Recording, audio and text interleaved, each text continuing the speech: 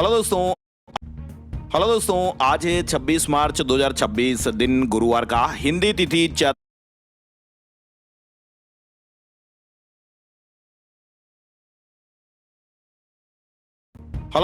आज है 26 मार्च 2026 दिन गुरुवार का। हिंदी तिथि चैत्र शुक्ल अष्टमी। और आइए बात करते हैं आज के मुख्य समाचार, बड़ी खबरें, देश और दुनिया का ताजा अपडेट लेकर हाजिर हो गए। आज का ये वीडियो भी बहुत ही स्पेशल होगा, किसान भाइयों के लिए, युवाओं के लिए, पढ़ने वाले बच्चों के लिए, बड़े बुजुर्गों के लिए। सरकारी छुट्टी को लेकर भी अपडेट जानेंगे और साथ ही आम जनता से जुड़े कई महत्वपूर्ण फैसले जानने वाले हैं। वीडियो को आप कर दीजिएगा दोस्तों लाइक और शेयर, ताकि हमारा जो जोश और मोटिवेशन वो बरकरार रहे और हम हर रोज ऐसे ही ताजा और काम की खबरें देखते रहें। सबसे पहले तो आपको बताएं दोस्तों, आज चैत्र नवरात्रि का पावन पर्व दुर्गाष्टमी है और आप सभी दोस्तों और मित्रों को हमारी टीम की ओर से दुर्गाष्टमी की ढेर सारी शुभकामनाएं, बहुत बहुत बधाइयां। दुर्गाष्टमी का ये पर्व आज 26 मार्च को मनाया जाएगा और आज के दिन भक्त मां दुर्गा के 8वें स्वरूप महागौरी जी की उपासना करते हैं और आज कन्या पूजन भी किया जाता है। महाअष्टमी का ये दिन नवरात्रि के सबसे खास दिनों में से एक है और ये हर साल चैत्र मास के शुक्ल पक्ष की अष्टमी तिथि को मनाई जाती है। माँ दुर्गा के 8वें स्वरूप महागौरी की पूजा अर्चना होती है और आज के दिन कई लोग अपने घरों में कन्या पूजन करके नवरात्रि का पारण भी करते हैं। सबसे पहले आपको बताएं, दुर्गाष्टमी 2026 कन्या पूजन का शुभ मुहूर्त ये रहेगा। 3 अति शुभ मुहूर्त है, देखिए आप समय यहाँ पर देख सकते हैं। और दुर्गाष्टमी पर आज सर्वार्थ सिद्धि योग और रवि योग का संयोग भी बन रहा है, समय आप देख सकते हैं। चलिए अब खबरों की शुरुआत में पहली बड़ी खबर आपको बताएं, प्रधानमंत्री नरेंद्र मोदी एक बार फिर दुनिया के सबसे लोकप्रिय नेताओं की सूची में शीर्ष पर है। अप्रूवल रेटिंग 68% है। अमेरिकी फर्म मॉर्निंग कंसल्ट के सर्वेक्षण में यह बात सामने आई।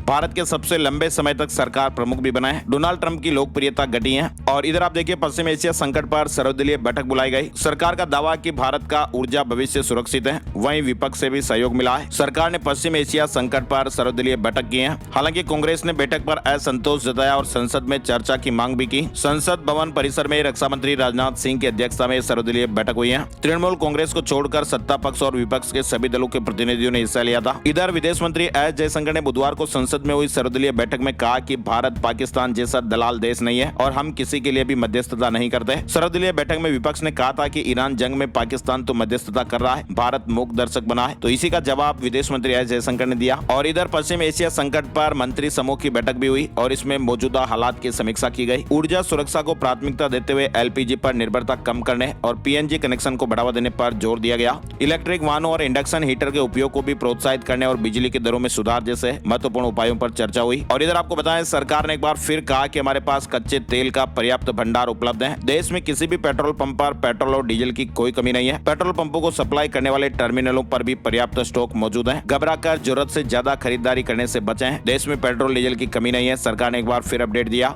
और इधर सरकार ने कहा कि 35 दिन बाद गैस बुकिंग की बात भी झूठी है। डिलीवरी के 25 दिन बाद ही दूसरा सिलेंडर बुक होगा। नियमों में कोई भी बदलाव नहीं है, तो सरकार ने एक क्लेरिफिकेशन भी किया है। और इधर एक बड़ी खबर आई है कि अगर आपके घर के पास गैस पाइपलाइन आ गई है और आपने पीएनजी कनेक्शन नहीं लिया तो फिर अगले 3 महीने में आपके घर आने वाला एलपीजी सिलेंडर बंद कर दिया जाएगा। ये बड़ा अपडेट आया है। मिडिल ईस्ट में जारी युद्ध और गैस की किल्लत को देखते हुए केंद्र सरकार ने नेचुरल गैस और पेट्रोलियम प्रोडक्ट डिस्ट्रीब्यूशन ऑर्डर 2026 लागू कर दिया। और इसके तहत होगा क्या दोस्तों कि अब पाइप वाली गैस यानी पीएनजी का कनेक्शन लेना अनिवार्य होगा। और इधर आपको बताएं, केंद्रीय कैबिनेट की बैठक हुई जिसमें कई महत्वपूर्ण फैसले लिए गए। देश में 100 नए एयरपोर्ट के निर्माण को मंजूरी दी गई है। उड़ान योजना के विस्तार को भी मंजूरी दी गई। इधर भारत आने वाले विदेशियों के वीजा रजिस्ट्रेशन और उनकी ट्रैकिंग से जुड़ी योजना को भी अगले 5 साल यानी 2031 तक के लिए बढ़ा दिया गया है। अब आपको युद्ध से जुड़े कुछ जरूरी अपडेट भी बताते हैं। क्या बदलने वाला है अरब का भूगोल? डोनाल्ड ट्रंप की एक गलती का इंतजार कर रहा है ईरान। ईरान के मीडिया में साम्राज्य विस्तार की चर्चाएं अभी काफी तेज हो रही हैं और खास करके अमेरिका की एक सैन्य गलती के बाद ईरान यूएई और बहरीन के तटों पर कब्जे का प्लान बना रहा। फारसी साम्राज्य को फिर से खड़ा करने का पहला कदम माना जा रहा है। डोनाल्ड ट्रंप के एक तरफा युद्ध विराम को ईरान एक चाल मानकर अपने सहयोगी देशों पर हमले की तैयारी में है। और इधर आप देखिए, बीजिंग में आमने सामने होंगे डोनाल्ड ट्रंप और शी जिनपिंग। ईरान सैन्य ऑपरेशन पर भी चर्चा हो सकती है। डोनाल्ड ट्रंप की शी जिनपिंग के साथ अहम बैठक होने वाली है। 14 और 15 मई को बीजिंग में ये मुलाकात होगी। और इधर आप देखिए, ईरान ने कहा कि भाई डोनाल्ड ट्रंप की शर्तों पर जंग खत्म नहीं होगी। अमेरिका का प्रस्ताव धोखा है और सीज फायर के लिए 5 शर्तें रखी। ईरान ने अमेरिका के सीज फायर प्रस्ताव को खारिज कर दिया है। ईरान ने कहा कि वह राष्ट्रपति डोनाल्ड ट्रंप की शर्तों पर जंग खत्म नहीं करेगा। ईरानी अधिकारियों ने कहा कि अमेरिका ने मध्यस्थ देशों के जरिए जो प्रस्ताव भेजा है वह धोखा है और जमीनी हकीकत से कटा हुआ है और इसका मकसद सिर्फ दबाव बनाना है। ईरान ने कहा है कि युद्ध का अंत तभी होगा जब उसकी शर्तें पूरी होगी। इसके लिए ईरान ने 5 प्रमुख शर्तें रखी हैं। ये 5 शर्तें कौन कौन सी आप यहाँ देखिए। और ईरान ने यह भी कहा कि जब तक उसकी शर्तें पूरी नहीं हो जाती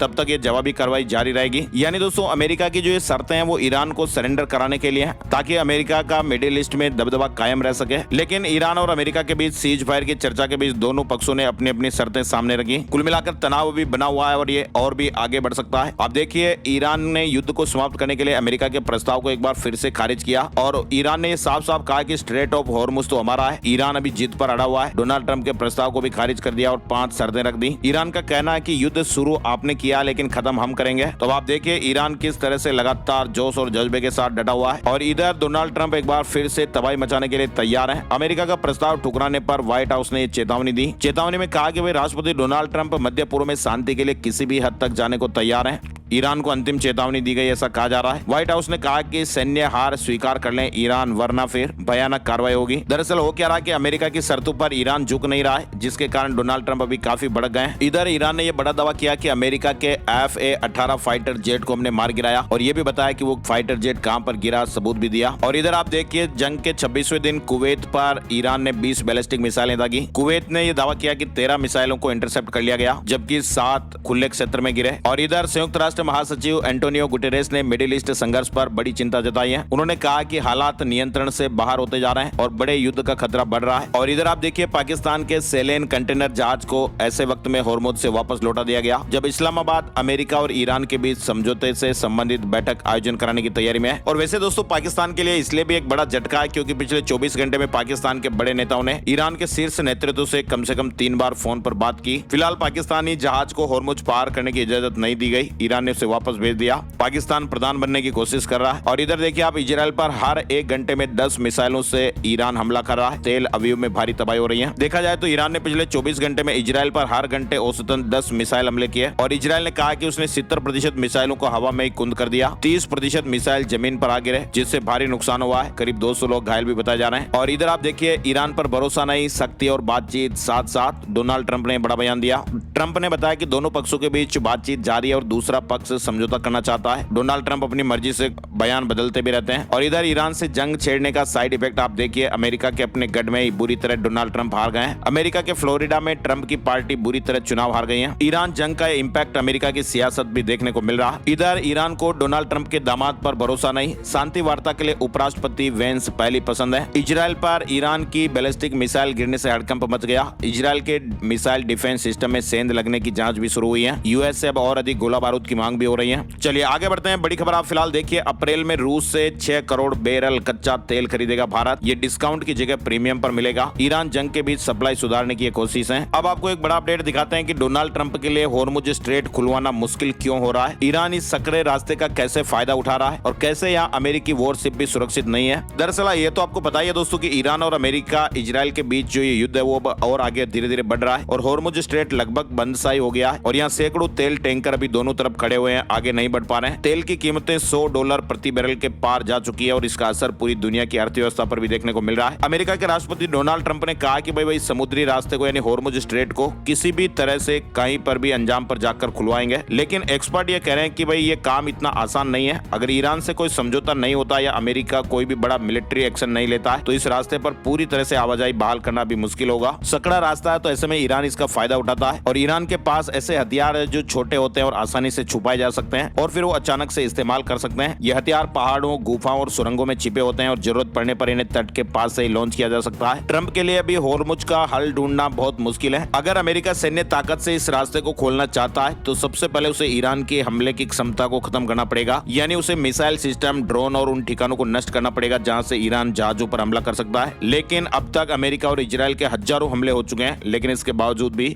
ईरान की जो ये सैन्य क्षमता है, हथियार वगैरह की क्षमता है, वो भी खत्म नहीं हुई है। हुई है। यानी एक्सपर्ट ये कह रहे हैं दोस्तों कि भाई ईरान के पास कई जगहों पर मिसाइल बैटरी हो सकती है, तो वे मोबाइल भी होती हैं, यानी उन्हें जल्दी जल्दी एक जगह से दूसरी जगह पर वो ले जा सकते हैं, इसलिए उन्हें ढूंढना और खत्म करना बहुत मुश्किल है। तो ईरान के प्लान भी बहुत लंबे हैं। तो अभी ये लड़ाई का जो माहौल है वो भी और आगे बढ़ता दिख रहा है। फिलहाल आप देखिए, सुप्रीम कोर्ट ने कहा कि भाई पब्लिक इवेंट में वंदे मातरम अनिवार्य नहीं। सुप्रीम कोर्ट ने बुधवार को राष्ट्रीय गीत वंदे मातरम गाने को लेकर गृह मंत्रालय के सर्कुलर के खिलाफ दायर याचिका खारिज कर दी। कोर्ट ने कहा कि भाई पब्लिक प्लेस और सार्वजनिक कार्यक्रमों के लिए जारी ये निर्देश अनिवार्य नहीं है। इधर रेप पीड़ित बच्ची को थाने बुलाने पर सुप्रीम कोर्ट नाराज। गुरुग्राम पुलिस से कहा कि ये शॉकिंग है और पुलिस पीड़ित के घर क्यों नहीं जा सकती, राजा है क्या। सुप्रीम कोर्ट ने कहा कि आर्थिक बोझ का हवाला देकर मुआवजा नहीं छीना जा सकता, ये संवैधानिक अधिकार है। जमीन अधिग्रहण मामले में नेशनल हाईवे अथॉरिटी की याचिका को खारिज कर दिया गया। इस फैसले से किसान भाइयों और जमीन मालिकों को बड़ा फायदा मिलेगा। कर्नाटक में आप देखिए एक पॉलिसी आ रही है, बच्चों का स्क्रीन टाइम 1 घंटा ही रहे, शाम 7 बजे के बाद इंटरनेट बंद हो। 9वीं से 12वीं के छात्रों के लिए ड्राफ्ट जारी। कर्नाटक सरकार ने 9वीं से 12वीं के छात्रों के डिजिटल इस्तेमाल को लेकर मंगलवार को एक ड्राफ्ट पॉलिसी जारी की। देश की ब्लड बैंकों की अब डिजिटल निगरानी रखी जाएगी। ई रक्त कोष पर रजिस्ट्रेशन अनिवार्य होगा। सख्ती, स्टॉक और उपलब्धता में अंतर आया तो फिर एक्शन लिया जाएगा। कुल मिलाकर देश भर के ब्लड बैंकों पर अब सरकार की डिजिटल नजर रहने वाली है। शंकराचार्य की गिरफ्तारी पर चार्जशीट दाखिल होने तक रोक लगा दी गई है। शंकराचार्य स्वामी अभिमुक्तेश्वरानंद सरस्वती की जमानत बुधवार को इलाहाबाद हाई कोर्ट ने मंजूर कर ली। कोर्ट ने कहा कि चार्जशीट दाखिल होने तक शंकराचार्य की गिरफ्तारी नहीं होगी। केदारनाथ धाम और बद्रीनाथ में बिना लिमिट के दर्शन होंगे। पुरोहितों के विरोध पर हटी कैंपिंग। सीएम धामी ने कहा कि किसी को नहीं रोका जाएगा। चारधाम यात्रा शुरू होने से ठीक पहले उत्तराखंड सरकार ने कैंपिंग यानी रोजाना श्रद्धालुओं की संख्या तय करने की व्यवस्था खत्म कर दी है। मुख्यमंत्री पुष्कर सिंह धामी ने साफ साफ कहा कि अब किसी भी श्रद्धालु को दर्शन से नहीं रोका जाएगा, चाहे संख्या कितनी भी हो। ये फैसला तीर्थ पुरोहितों के विरोध के बाद लिया गया। उत्तराखंड में 19 अप्रैल से चारधाम यात्रा शुरू हो रही है। अब तक करीब 10 लाख श्रद्धालु पंजीकरण करा चुके हैं। इजरायल ईरान युद्ध का असर आप देखिए, हिमाचल प्रदेश में खाद का संकट, यूरिया की भारी किल्लत हो रही है, खाली हाथ लौट रहे किसान और बागवान। इधर मोनालिसा ने डायरेक्टर सनोज मिश्रा पर गंभीर आरोप लगाए हैं। कहा कि मुझे कई बार गलत तरीके से छुआ, परिवार ने भी मेरा साथ नहीं दिया। प्रयागराज के कुंभ मेले से चर्चा में आई मोनालिसा भोसले ने मंगलवार को डायरेक्टर सनोज मिश्रा पर film the diary of Manipur की शूटिंग के दौरान गलत तरीके से छूने के गंभीर आरोप लगाए। उन्होंने कहा कि उन्हें और उनके पति को जान से मारने की धमकियां भी दी जा रही हैं। और तो और मोनालिसा ने केरल के कोच्चि में एक प्रेस कॉन्फ्रेंस में कहा कि सनोज मिश्रा अच्छा इंसान नहीं है और उसने मुझे 10 बार गलत तरीके से छुआ। और इधर वायरल गर्ल मोनालिसा के आरोपों पर डायरेक्टर सनोज मिश्रा ने भी चुप्पी तोड़ी है। डायरेक्टर ने अब सफाई दी। मोनालिसा ने डायरेक्टर साहब पर एक गंभीर आरोप लगाए, लेकिन अब सनोज मिश्रा ने भी अपना पक्ष रखा। सनोज मिश्रा ने एक वीडियो बुधवार को पोस्ट किया और कैप्शन में लिखा कि यह उनका आखिरी वीडियो हो सकता है जिसमें वो मोनालिसा द्वारा लगाए गए आरोप को झूठा बताते हैं और अपने खिलाफ हो रही साजिश का जिक्र करते हैं। सनोज मिश्रा वीडियो में बता रहे हैं कि मोनालिसा को उनके खिलाफ खड़ा किया गया है। तो बहुत सारी अभी कंट्रोवर्सी चल रही है। इधर आप देखिए 48 साल बाद जगन्नाथ मंदिर के रत्नों की गिनती शुरू हुई। फिल्म सरकार 4 नहीं बनाएंगे, रामगोपाल वर्मा। कहा कि धुरंधर के बाद गैंगस्टर फिल्में नहीं चलेंगी। अमिताभ और अभिषेक के साथ शूटिंग प्लान भी कैंसिल कर दिया गया। कुमार सानू के साथ एआई फोटो पर भड़की कुनिदा सदानंद। कहा कि शर्म करो, ये आदमी शादीशुदा है। मानहानि केस की चेतावनी तक दी। एक्ट्रेस कुनिदा सदानंद सिंगर कुमार सानू के साथ एआई जनरेटेड फोटो को लेकर भड़क गई। एक यूजर ने फेक तस्वीर शेयर की जिसे कुनिका ने गलत बताया और मानहानि का केस दर्ज करने तक की चेतावनी दी। इधर अजीत पवार प्लेन क्रैश मामले में बेंगलुरु में एफआईआर दर्ज की गई है। भतीजे रोहित ने 5 आरोप लगाए और कहा कि महाराष्ट्र में शिकायत दर्ज नहीं की गई। गुजरात में केजरीवाल ने कहा कि आम आदमी पार्टी की सरकार बनाओ, हर महिला के खाते में 1-1 हजार रुपए आने लगेंगे, पूरे राज्य का नक्शा ही बदल देंगे। उन्होंने कहा कि आपने हमें सिर्फ 4 सीटें दी है, लेकिन अब हम फिर भी आपके लिए लड़ेंगे। अगले दशक में चांद पर विकसित होगी मानव सभ्यता, नासा ने बड़ा प्लान पेश किया है। इधर आप देखिए अग्निवीरों को सरकारी नौकरियों में 20% आरक्षण दें राज्य सरकार। अमित शाह ने मुख्यमंत्रियों को चिट्ठी लिखी है। केंद्रीय गृह मंत्री अमित शाह ने राज्यों को अग्निवीरों के लिए सरकारी नौकरियों में 20% आरक्षण देने की बड़ी सिफारिश की। 2027 में पहला बैच सेवा पूरी करेगा। हरियाणा पहला राज्य है जिसने आरक्षण लागू किया है। इधर सीसीपीए ने होटल और रेस्टोरेंट को निर्देश जारी किए हैं कि ऐसे कोई भी शुल्क स्वतः नहीं लगाए जाएंगे और उल्लंघन करने पर सख्त कार्रवाई होगी। यानी होटल और रेस्टोरेंटों में भी ग्राहकों से एलपीजी चार्ज वसूला जा रहा है। सीसीपीए ने सख्त कार्रवाई की चेतावनी दी।